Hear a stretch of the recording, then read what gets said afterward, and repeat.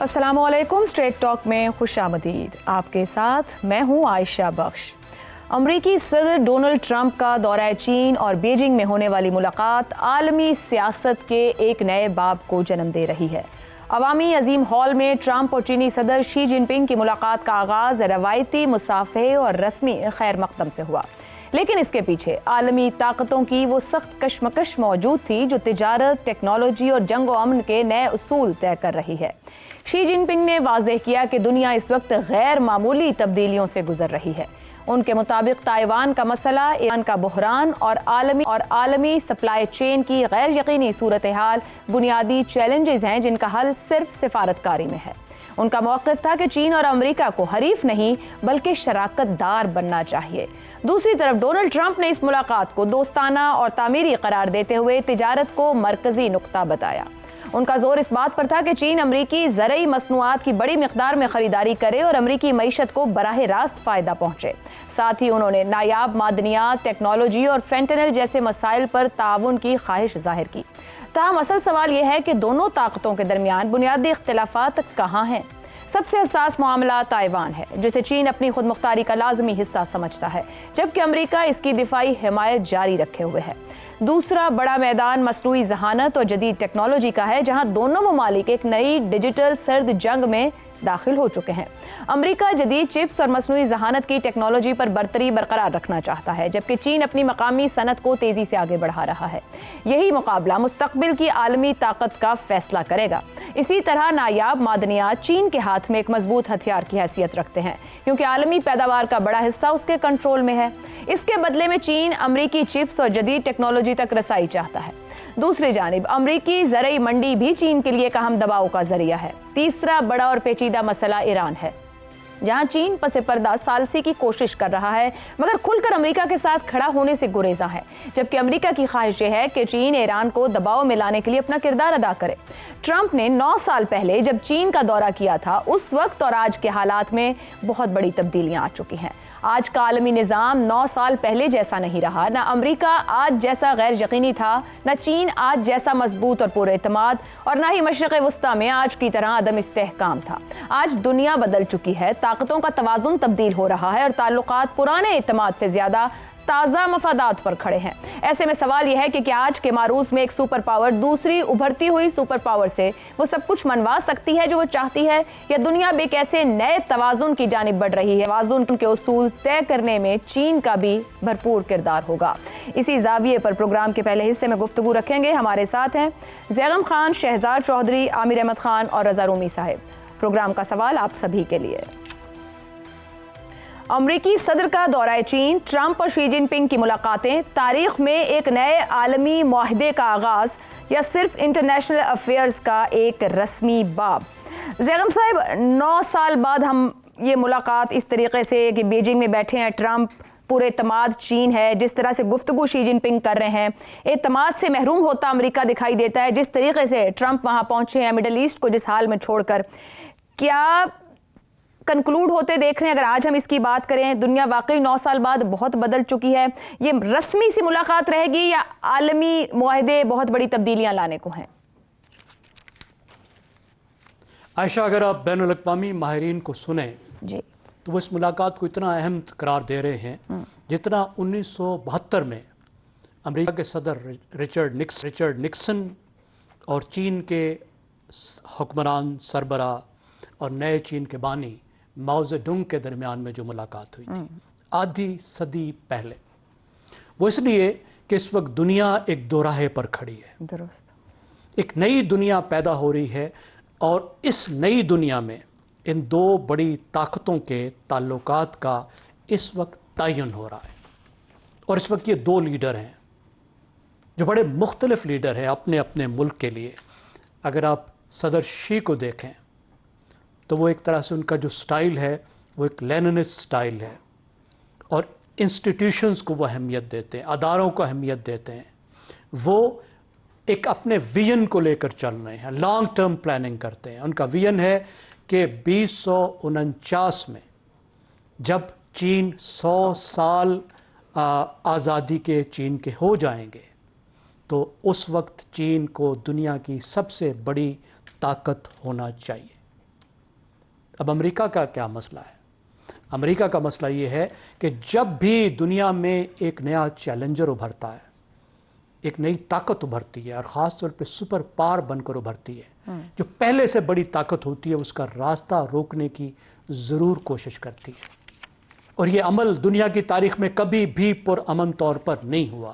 یہ پہلی مثال ہے کہ چین یہاں تک آ پہنچا ہے اور اس کی کوئی جنگ نہیں ہوئی، کوئی بہت بڑا تنازع اس کا اس وقت کی جو طاقت ہے اس کے ساتھ نہیں ہوا.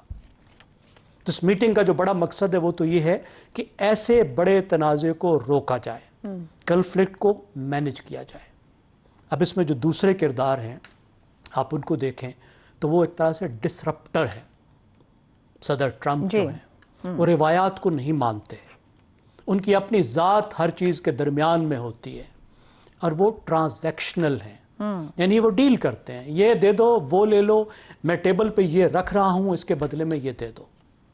لیکن چینی جو ہیں وہ ٹرانزیکشنل نہیں ہیں، وہ لمبی سوچتے ہیں، لمبی پلاننگ کرتے ہیں، اپنے وین پر چلتے ہیں.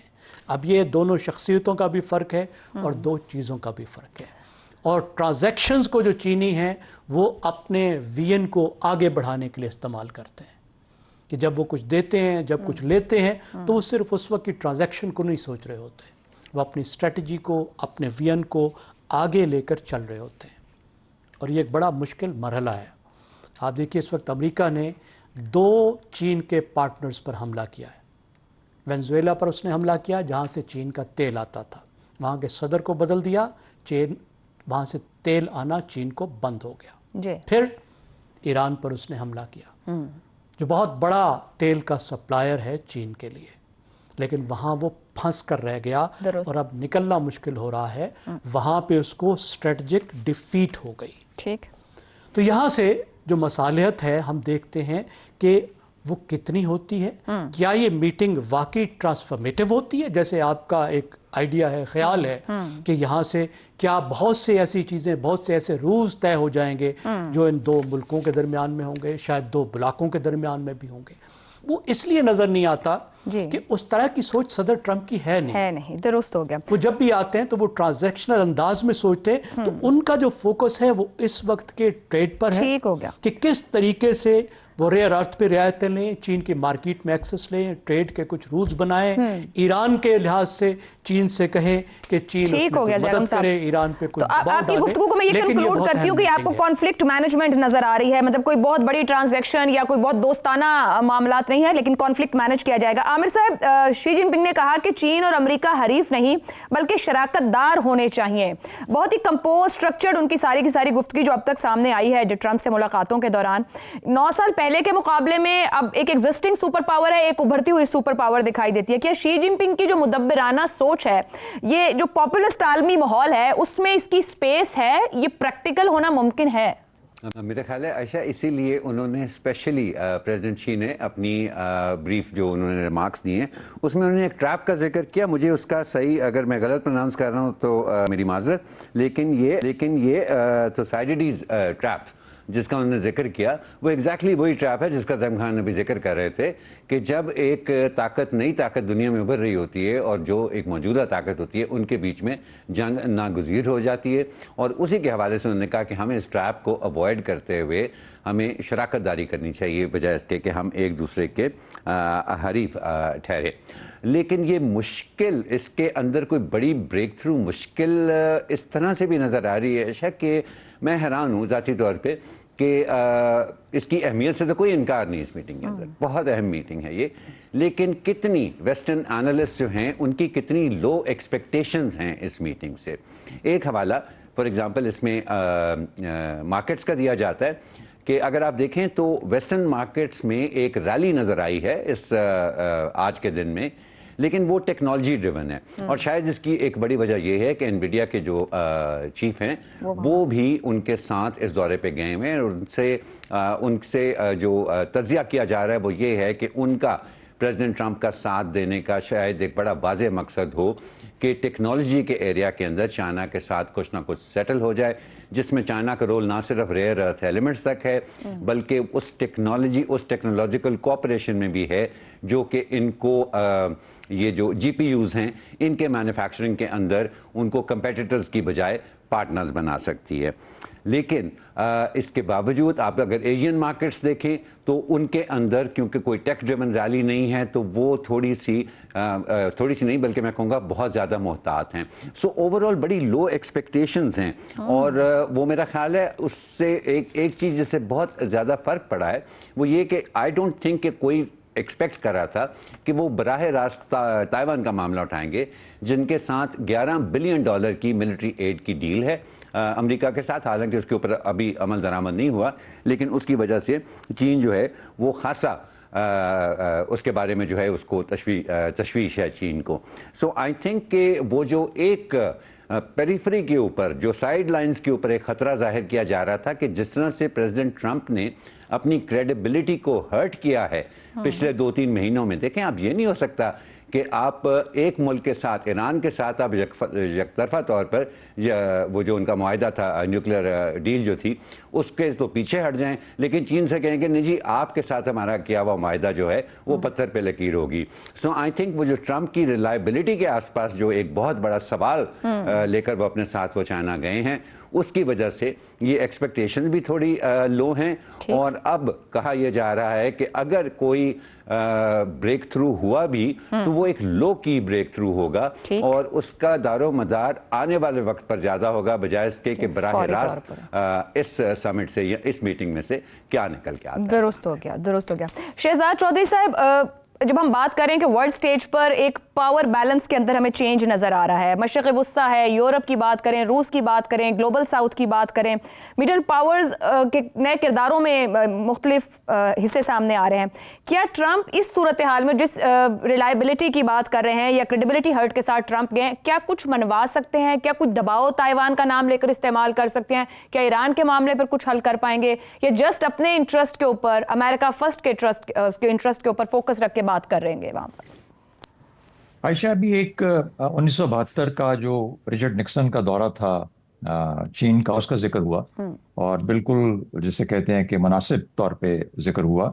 एक मुमासलत नजर आती है। उस वक्त वियतनाम की जंग चल रही थी अमेरिका की जब निक्सन गए चीन, और उसमें अमेरिका को बहुत अच्छा नहीं कर रहा था 1972 में। तो बल्कि हनोई के अंदर टॉक्स चल रही थी और कोशिश की जा रही थी कि किसी तरीके से इस मामले को अब ठप किया जाए क्योंकि अमेरिका को कोई आगे का रास्ता नजर नहीं आ रहा था। कमाल है कि आज के दिन में ईरान की वॉर एक पॉज में है और आज ट्रंप जो है वो चीन का दौरा कर रहे हैं एक नए चीनी सदर के साथ। और किस किस्म का निक्सन को क्या कामयाबी मिली उन हालात के बावजूद और ट्रंप को क्या कामयाबी मिल सकती है या मिल भी सकती है या नहीं मिल सकती, ये सवाल फिर से खड़ा हो रहा है। लेकिन कुछ ममासलत ऐसी नजर आती है जहां पर के कम से कम ये दो प्रिंसिपल एक्टर्स जब मिलते हैं तो आपको एहसास होता है कि दुनिया के लेवल के जो मामलात हैं वहां पे हलचल हो जाती है। अच्छा, अब सवाल ये पैदा हो रहा है, दुनिया आज जिस दोराहे पे खड़ी है, यानी ईरान वॉर के कॉन्टेक्स्ट में बात कर रहा हूँ, या तो एक बहुत बड़ी जंग का आगाज हो सकता है, यानी जब ट्रंप वापस जाते हैं ईरान का कैसे मामला होता है, कोई बातचीत क्या होती है, होती भी है या नहीं होती उसके ऊपर, और क्या लेके जाते हैं चीन से पैगाम ईरान के बारे में या क्या पैगाम दिया जाता है, उससे कोई बड़ी जंग का आगाज हो सकता है जो कि खुदा न खास्ता अगर आलमी नहीं तो खत्ते की हद तक तो फैल सकती है। ये खतरा है। दूसरा ये है कि इसी मुलाकात के बाद एक ऐसा नतीजा भी निकले जो कि खित्ताई अमन और आलमी अमन के लिए बेहतरीन हो। अंदाजा लगाइए कि हम एक नए पुराने वर्ल्ड ऑर्डर को का एहतमाम की बात करते हैं और नए के आगाज की बात कर रहे हैं।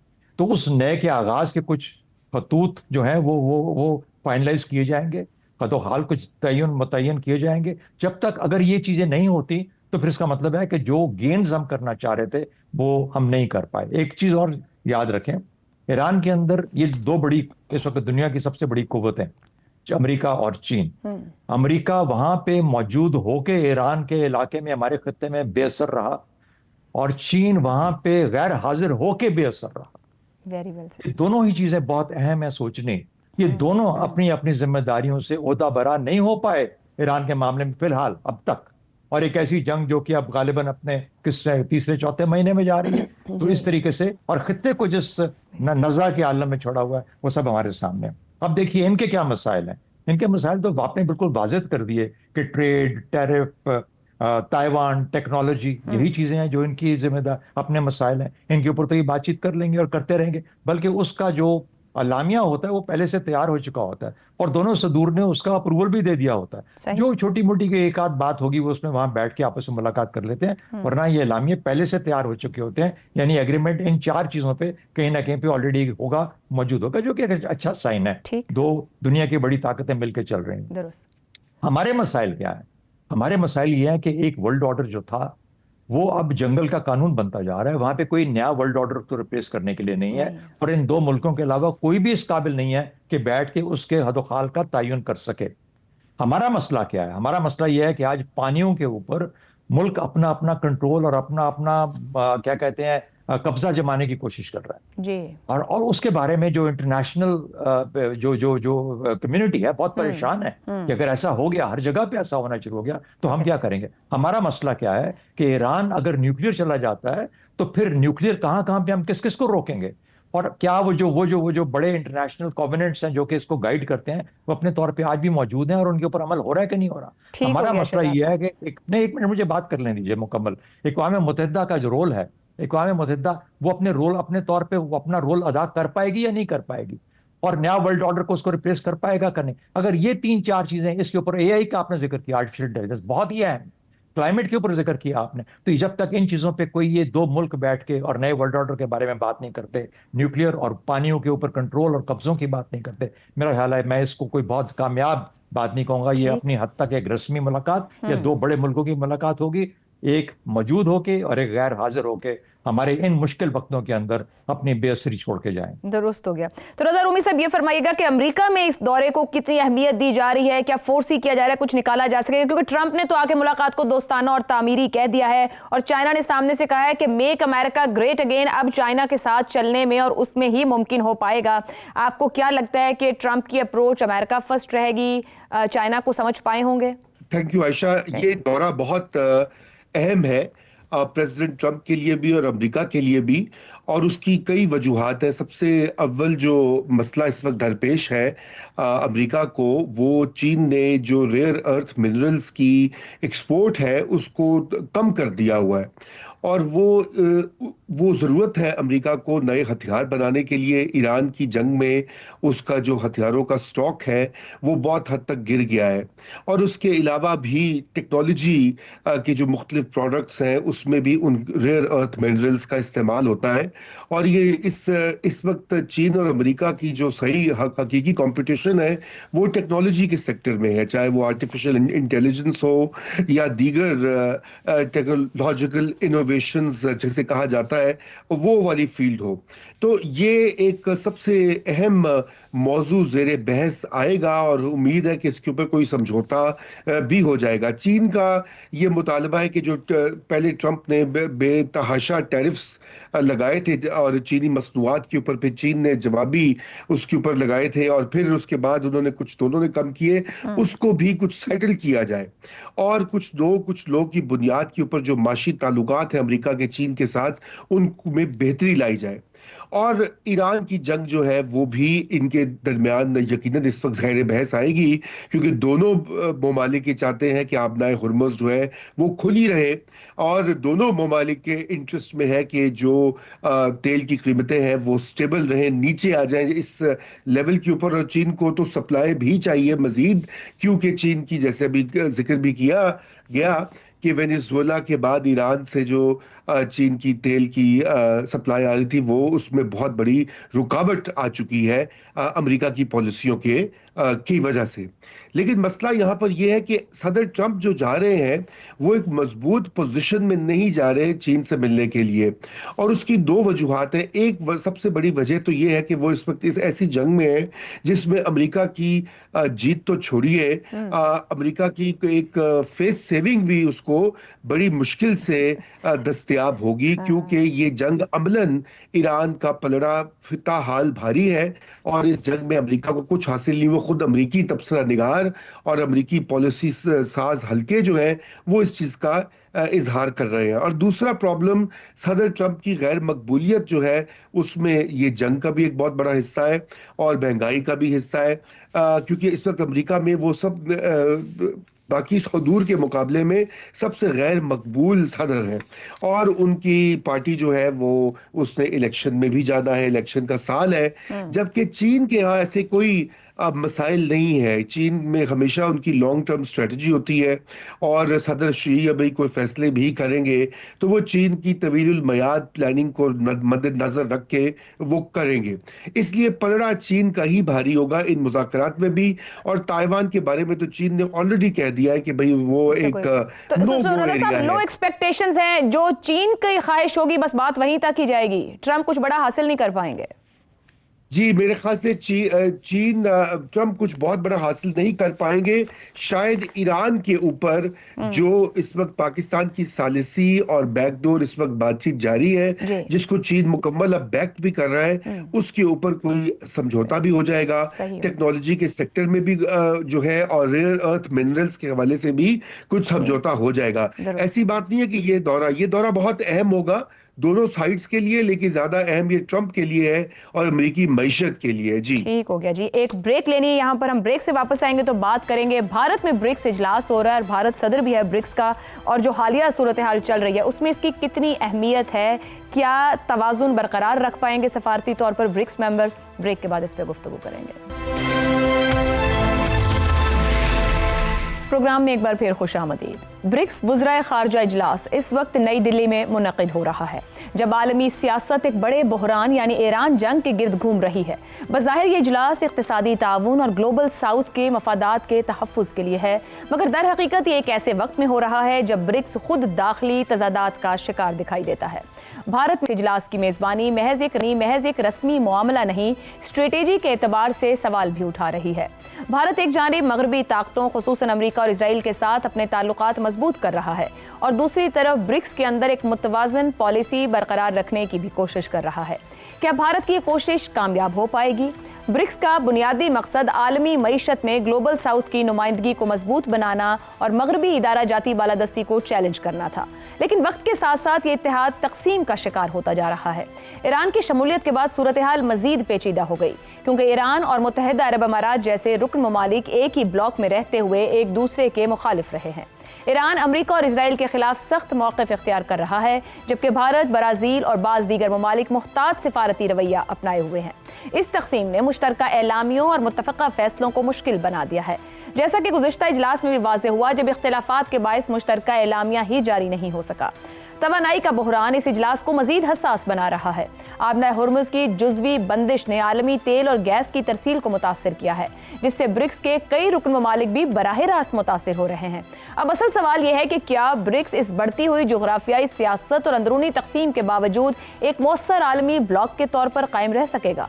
अगर रुकन ममालिक ने अपने कौमी मफादात को इज्तिमाई मफादात पर तरजीह दी तो ये इत्तेहाद एक अलामती फोरम तक महदूद हो सकता है। क्या सिफारती तवाज़ुन बरकरार रखकर ब्रिक्स आलमी ताकत के तवाज़ुन में अब भी कोई अहम किरदार अदा कर सकता है? यही जानने की कोशिश करते हैं। सवाल इस तरह से, मशरिक़ वुस्ता के बहरान के दरमियान भारत में होने वाला ब्रिक्स इजलास महज एक सिफारती इत्तेफाक या ग्लोबल साउथ की तरफ से तवाज़ुन की सिफारती कोशिश? शहजाद साहब, क्या भारत इस इजलास की मेज़बानी के जरिए अपने आप को गैर जानिबदार साबित करने की कोशिश में कामयाब हो जाएगा? एक फॉर्मल मीटिंग कहा जाए या कोई बैलेंस क्रिएट कर पाएंगे ममालिक?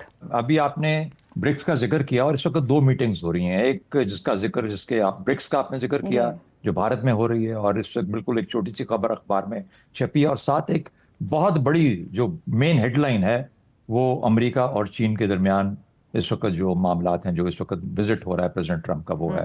अब मुझे बताइए इन दोनों में से किसकी अहमियत दुनिया के नज़दीक ज़्यादा है? कहाँ पर बड़ी फोकस है, ज़्यादा फोकस है? जाहिर है कि अमेरिका सदर के जो चीन का दौरा है, चीन और अमेरिका के बीच में जो मीटिंग है वो बहुत, वांग यी जो उनके वज़ीर ख़ारजा हैं, उनको इस वक्त इस ब्रिक्स की मीटिंग के लिए दिल्ली में होना चाहिए था। वो दिल्ली में तो नहीं है, वो तो इस वक्त कहीं और बैठे हुए हैं, बीजिंग में।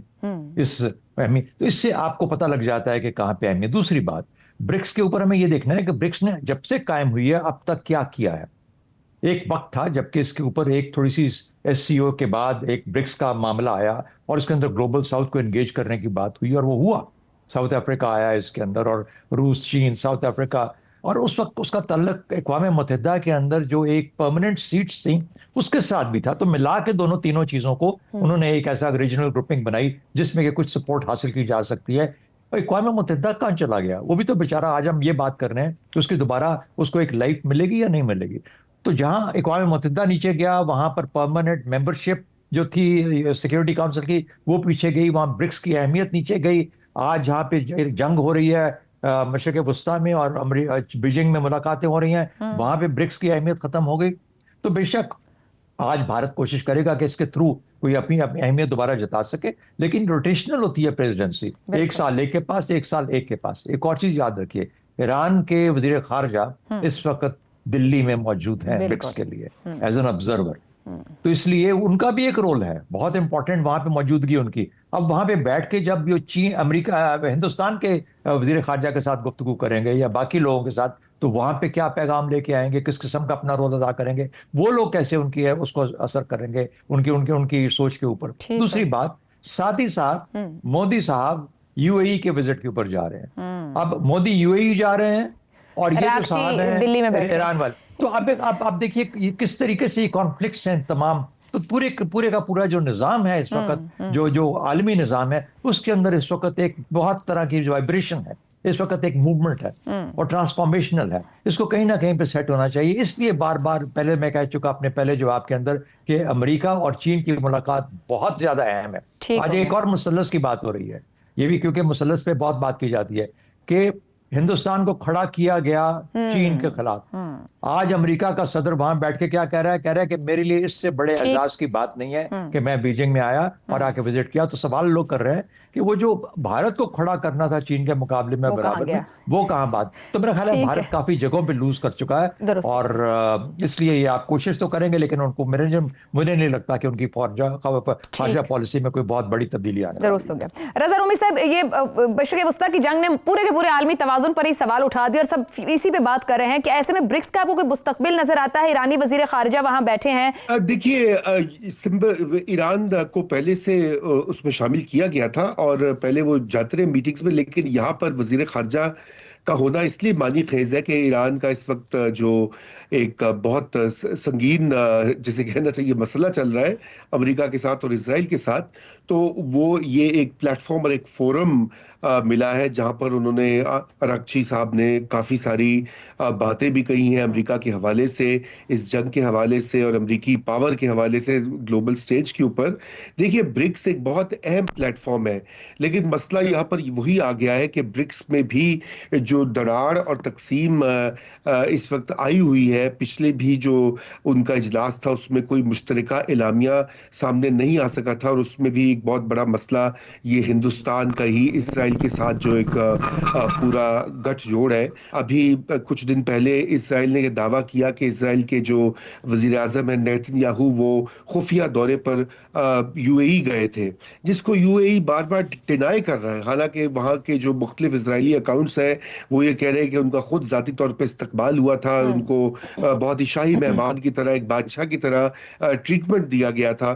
تو یہ سب نامعلوم کہ کیوں UAE اس کو ڈینائی کر رہا ہے، کیونکہ ان کا اتحاد تو اب ایک پوری دنیا جانتی ہے اس کے بارے میں اور وہ خود بھی اس کا اعتراف کر چکے ہیں. تو یہ والا مسئلہ اس وقت وہ اوور شیڈو کر رہا ہے برکس کے جو معاملات ہیں. UAE اور ایران کا ایک مسئلہ جو ہے اور دوسری طرف یہ جو جنگ ہے اس میں جو مختلف پارٹیز کے مختلف ویوز ہیں. انڈیا کا تو ذکر ہوا، انڈیا خود فینس پر بیٹھا ہوا ہے، کوئی اس کی ایک پوزیشن نہیں ہے، بلکہ جو جنگ سے پہلے تو وہ اسرائیل کے ساتھ مکمل یگانگت اور یکجہتی کا اظہار کر چکا تھا ایک دن پہلے، اور اب وہ کوشش کر رہے ہیں کہ انڈیا والے تھوڑے سے اپنے آپ کو ڈسٹنس کریں. لیکن برکس میں ابھی فی الحال اس والے اجلاس میں کوئی اہم پیش رفت جو ہے وہ متوقع نہیں ہے اور اس کو ٹھیک کرنے میں بھی فیوچر میں بھی کچھ وقت لگے گا. جی ایک بریک لیتے ہیں، بریک کے بعد گفتگو آگے بڑھائیں گے. پروگرام کے آخری حصے میں ایک بار پھر خوش آمدید. زیغم صاحب، جس طرح اوپر بات ہوئی برکس اوور شیڈو ہو رہا ہے، مشرق وسطیٰ کا بحران ہو یا جنوبی ایشیا کے تنازعات، کیا برکس گلوبل ساؤتھ کے کسی بھی اہم ایشو کو حل کرنے کی صلاحیت رکھتا ہے، قابل ہے؟ ایک عہد، ایک دور ختم ہو رہا ہے لیکن ختم ہوا نہیں ہے. ایک نئے دور کا آغاز ہو رہا ہے، لیکن وہ نیا دور ابھی آیا نہیں ہے۔ جو نئی دنیا، جو ایک نیا نظام ایمرج کر رہا ہے، اس کے ادارے ابھی اپنی شکل لے رہے ہیں۔ انہوں نے اپنی شکل لی نہیں ہے، ان کا کردار واضح نہیں ہوا۔ اس کے اندر جو ممالک شامل ہیں ان کی کمٹمنٹس کا لیول بہت فرق ہے۔ اس میں ایسے ملک بھی ہیں جن کی ٹانگیں ابھی دونوں جو کیمپس ہیں اس کے اندر ہیں۔ تو یہ ایک جو کثیر قطبی نظام ہے، ملٹی پولر سسٹم ہے، اس کے جو بہت سے انسٹیٹیوشنز اس وقت ایمرج کیے ہیں ان میں سے ایک ہے۔ ٹھیک، مثال کے طور پر SCCO بھی ہے، درست، ایشین انفراسٹرکچر بینک بھی ہے، اور کوشش کی جا رہی ہے کہ ایسے ادارے ابھریں جو ڈپلومیسی کو بھی دیکھیں، جو اس کے ساتھ ساتھ معیشت کو بھی، نئی دنیا کی جو معیشت ہے اس کو بھی دیکھیں، پرانے جو معیشت کے جو ادارے ہیں ان کی جگہ لیں، اس کے ساتھ جیو پولیٹیکل بھی ان کی اہمیت ہو۔ درست، لیکن اس کا مطلب یہ نہیں ہے کہ یہ سب کردار ان اداروں نے لے لی ہے۔ مثال کے طور پر اس میٹنگ کو دیکھیے جو دلی میں ہو رہا ہے، اب اس میں خود جو میزبان صاحب ہیں، اب ان کی کتنی کمٹمنٹ گلوبل ساؤتھ کے ساتھ ہے، اس پر خود بھارت کے ماہرین کو سن کر دیکھ لیجئے۔ روس میں تو یہاں تک کہا جا چکا ہے کہ بھارت اس وقت جو ہے وہ ٹروجن ہارس ہے گلوبل ساؤتھ کا، درست، یعنی وہ گلوبل ساؤتھ کے اداروں میں تو آ کے بیٹھتا ہے، لیکن جو اس کی وفاداری ہے، جو محبت ہے، جو تعلق ہے اور جو وہ مفادات سمجھتا ہے، وہ ابھی تک امریکہ کے کیمپ کے ساتھ ہیں۔ اس کا اصل تعلق ابھی تک یہاں نہیں جڑا۔ پھر ایک بہت بڑا امتحان آ گیا ہے، جیسے آپ نے ابھی کولیگز نے ذکر کیا کہ جو اندرونی مسائل ابھر کر سامنے آئے ہیں، اب انہوں نے چیلنج پیش کیا ہے نا کہ یہ ادارہ کتنے چیلنجز کا جواب دے سکتا ہے۔ جو یہ بھی موجود ہے، ایران بھی موجود ہے، کیا یہ آپس میں کچھ تھوڑے سے معاملات سیٹل کرا سکتا ہے؟ ٹھیک ہو گیا، بہت مشکل ہے، درست، کیونکہ مسئلہ ایران اور UAE کا نہیں ہے، یہاں پہ مسئلہ ان کے ساتھ ہے جو باہر بیٹھے ہیں، اور جو باہر والوں نے حملہ کیا ہے، غیر قانونی حملہ کیا ہے، ٹھیک ہو گیا جگم ایک صاحب، برکس کے ایک ممبر پر، کیا اس کے خلاف پوزیشن لے سکتا ہے؟ درست ہے۔ یہی سوال عامر صاحب، اگر برکس ممالک ایران کے مسئلے پر ایک مشترکہ موقف یا پوائنٹ آف لینے میں ناکام رہتے ہیں تو کیا پھر اس اتحاد پر کے مستقبل پر سوالیہ نشان سمجھا جائے؟ حال پر بھی میرا خیال ہے سوالیہ نشان ہونا چاہیے۔ دیکھیں کہنے کو یہ 10 ملکوں کی میٹنگ ہے، اور یہ 10 ممالک جو ہیں نا عائشہ، یہ دنیا کی 55% آبادی کو ریپرزینٹ کرتے ہیں۔ دنیا کے 8 ارب لوگوں میں سے 4.5 ارب لوگ ان 10 ممالک کے اندر رہتے ہیں، تو بات تو سنجیدگی سے کرنی چاہیے۔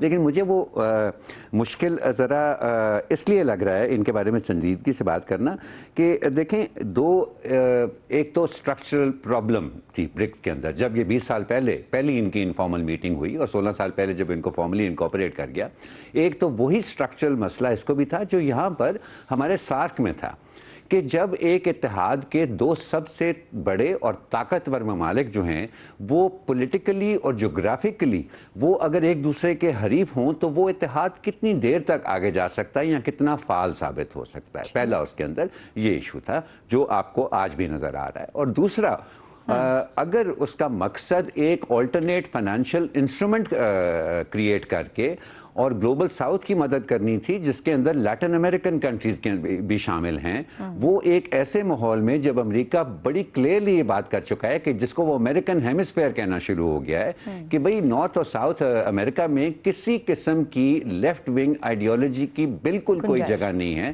تو کیا کوئی تصور کر سکتا ہے کہ وہ چائنا کو کوئی ایسا فیصلہ کرنے دے گا جس کا براہ راست اثر اس کی اس پالیسی پہ ہو کہ ہم نے امریکن ہیمسفیئر کو لیفٹ ونگ آئیڈیالوجی سے بالکل پاک رکھنا ہے؟ سو میرا خیال ہے کہ یہ مستقبل میں شاید کوئی ایکسائٹمنٹ تھی جب یہ پہلی دفعہ بنا، کیونکہ پوٹینشیل تو ظاہر ہے کہ اس کے اندر all other things being equal potential تو بہت تھا، لیکن اب نہ تو اس کا کوئی حال ہے جی جو آج کی سمٹ میں ہمیں نظر آ رہا ہے، اور مجھے نہیں لگتا کہ اس کا کوئی اس تو عامر صاحب آپ کی اسی بات پہ کنکلوڈ کرتے ہیں، مستقبل برکس کا دکھائی دے رہا ہے۔ آج کے لیے پروگرام سے اتنا ہی، اجازت دیجیے، اللہ حافظ۔